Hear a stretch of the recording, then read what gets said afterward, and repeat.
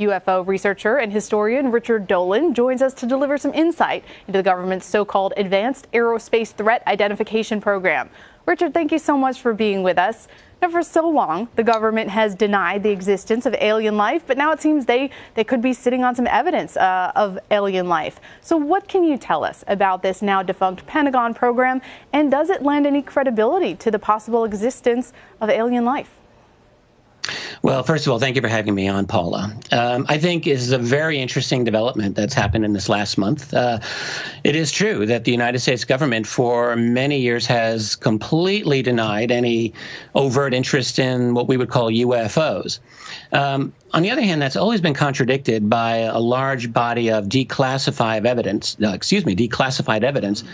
that has come out by bits and bits since the 1970s through the Freedom of Information Act, which have, in many cases, shown that there have been lots and lots of military encounters with highly unconventional objects that just defy any kind of normal explanation. So this is a phenomenon that they know about.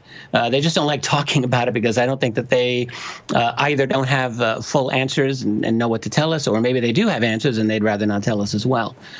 This new program is interesting because it is an acknowledgement by the Pentagon itself, after investigation by New York Times journalists, of a program to study UFOs. And this goes right up into our own century. It was only shut down a few years ago.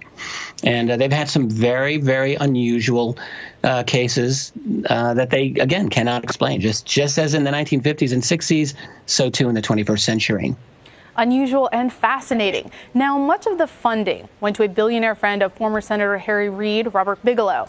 His company, Bigelow Aerospace, claims it recovered materials from, quote, unidentified aerial phenomenon. Now, what can you tell us about Bigelow Aerospace and what it actually found? Well, I'm very glad you're asking this question. It's an unusual one, and I'm not hearing it asked anywhere else in the media. But this was one of the little bombshells that came out in the New York Times piece a couple of weeks ago, that objects that were recovered from these encounters, or somehow UFOs have been recovered and studied. This is a claim that's been going for years and years and years.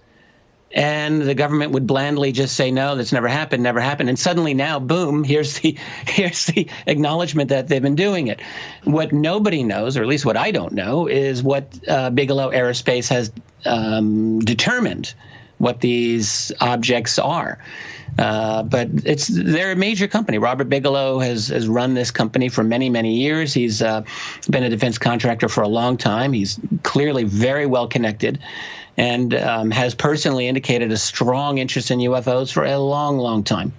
Now, one of the highlights of this recent fervor is footage from a Navy F-18 showing what has been described as, quote, aircraft surrounded by a glowing aura traveling at a high speed and rotating as it moves.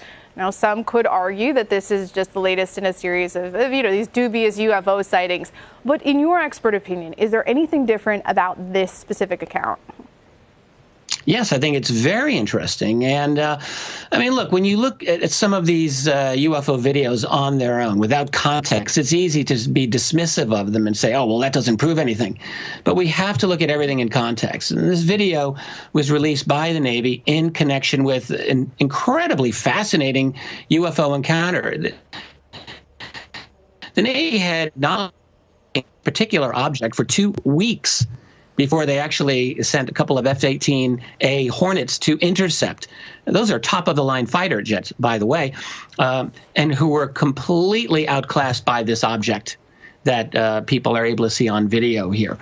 So it's quite interesting. That object had been tracked at an altitude of 80,000 feet, which is very high, dropping down to 20,000 feet apparently quite easily, and then was seen either at the water level or below the water, making maneuvers that I think the pilot of the F-18A said, basically, I don't know what that is, but I want to fly it.